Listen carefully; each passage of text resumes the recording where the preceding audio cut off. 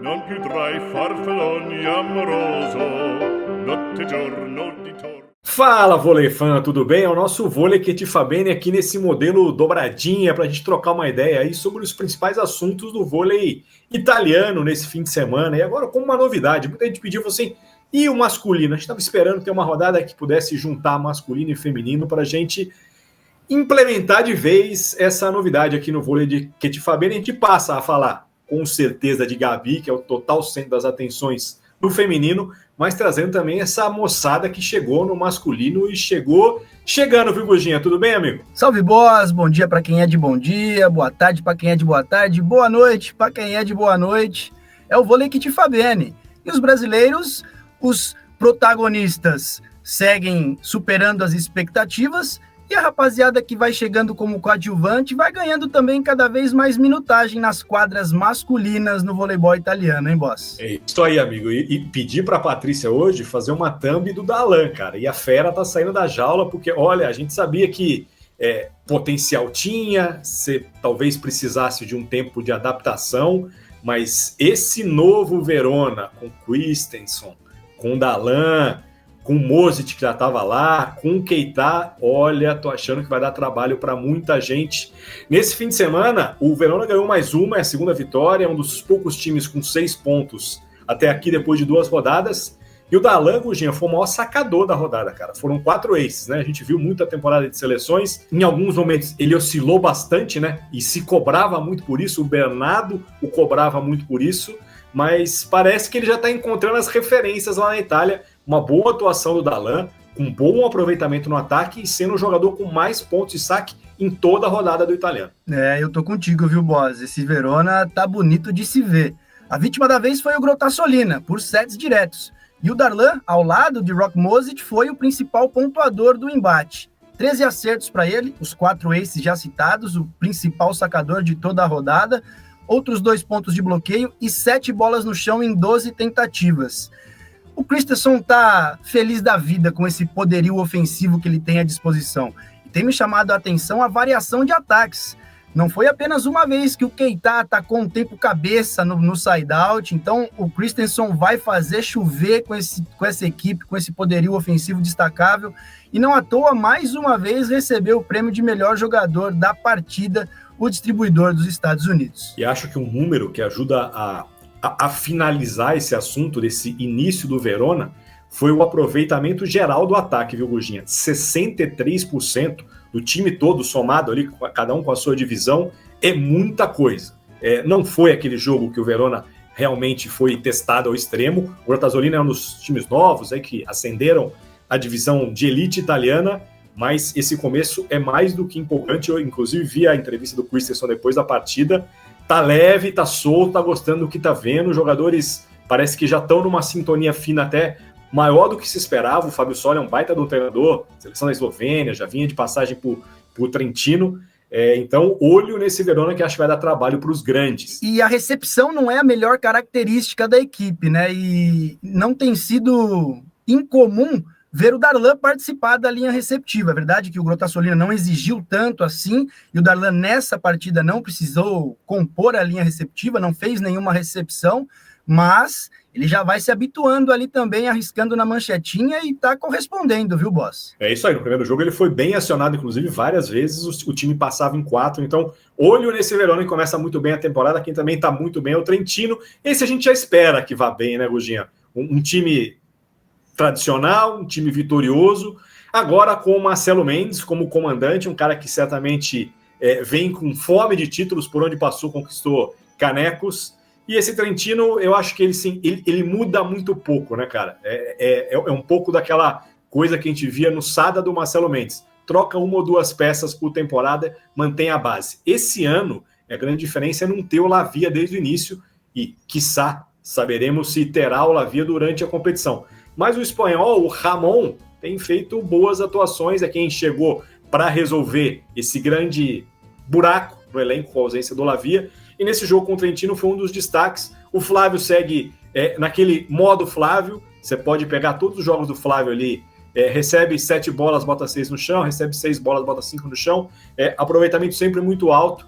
Acho que esse Trentino, quando tiver azeitadinho, ciente de que perde uma peça importante, vai estar entre os ponteiros o campeonato todo, viu, amigo? Certamente. Equipe montada para protagonizar, agora também um baita, além de tudo, um baita de um comandante à beira da quadra. Chamou atenção realmente, Ramon Jordi, ele foi o principal pontuador da partida, com 19 acertos e 68% de aproveitamento ofensivo, recebeu o prêmio de mais destacável atleta do embate. O Micheleto também segue fazendo o dele, né, cara? Primeiro jogo, 100% de aproveitamento ofensivo, botou 12 de 12 no chão. Nessa, 55% de aproveitamento, com 14 pontos no ataque.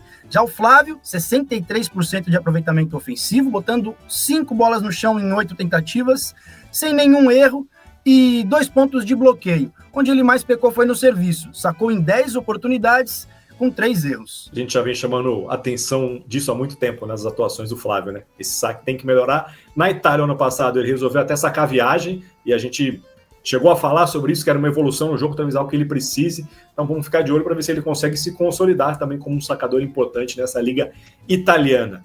Os demais brasileiros que chegaram à liga até agora, eles não são titulares inquestionáveis. Muitos deles eu acho que farão parte de um processo de adaptação, aprendizado e busca por espaço.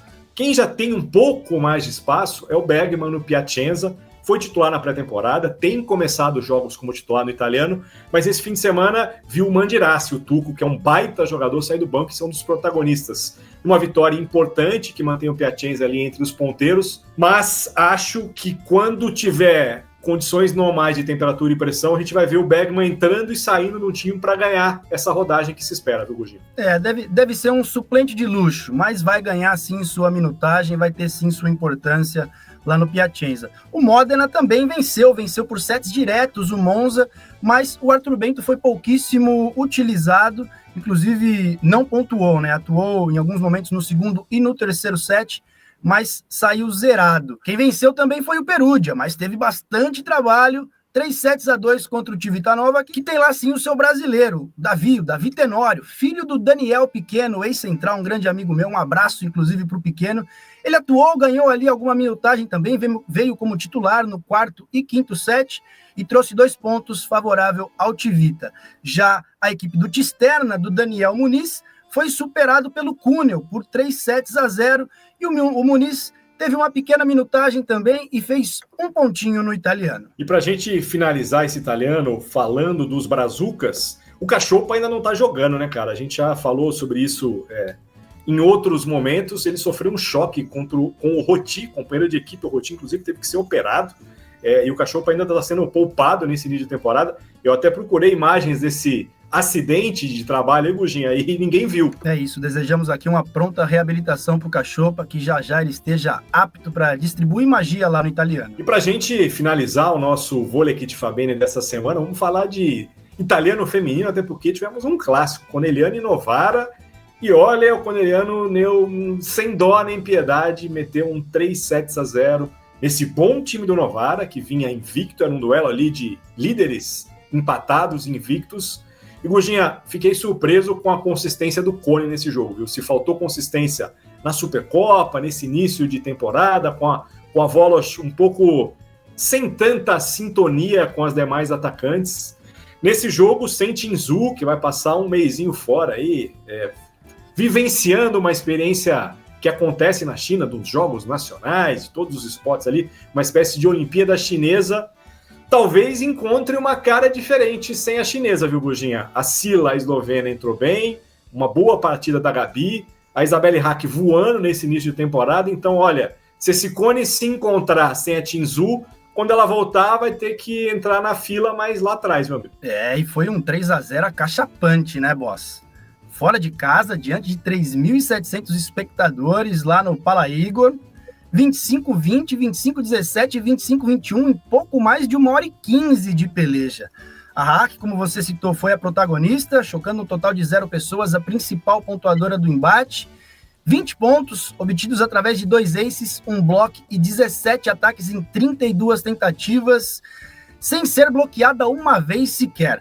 A Gabi jogou muita bola também, tá, cara? E aquilo que a gente havia visto nas rodadas anteriores, né, ela sendo poupada, com ali uma proteção na coxa. Desta vez não ficou nada evidente, qualquer dificuldade física. Sobrou a Gabi, fez 13 pontos na partida, foi a receptora mais exigida, com 20 ações e 77% de positividade. No ataque, 65% de aproveitamento. Jogou muito bem. E sobre a Sila, a minha expectativa era até que a Dalderop fosse a primeira opção na ausência da Tinzu, mas a eslovena foi quem foi acionada como titular. Mas a principal característica dela, que é o ataque, deixou a desejar, viu, Boz? Ela sofreu para botar a bola no chão. Foram apenas 6 acertos em 24 tentativas. Já pelo lado do Novara, a Britt Edwards foi quem mais pontuou, anotando 11 acertos, todos eles em ataques em 30 tentativas. E a Ishikawa foi bem abaixo, apenas 4 pontos da japonesa, sendo substituída, foi titular apenas no primeiro e segundo set. Esse Novara me chamou a atenção por formar uma linha de extremidades com 3 ponteiras, né, Guja?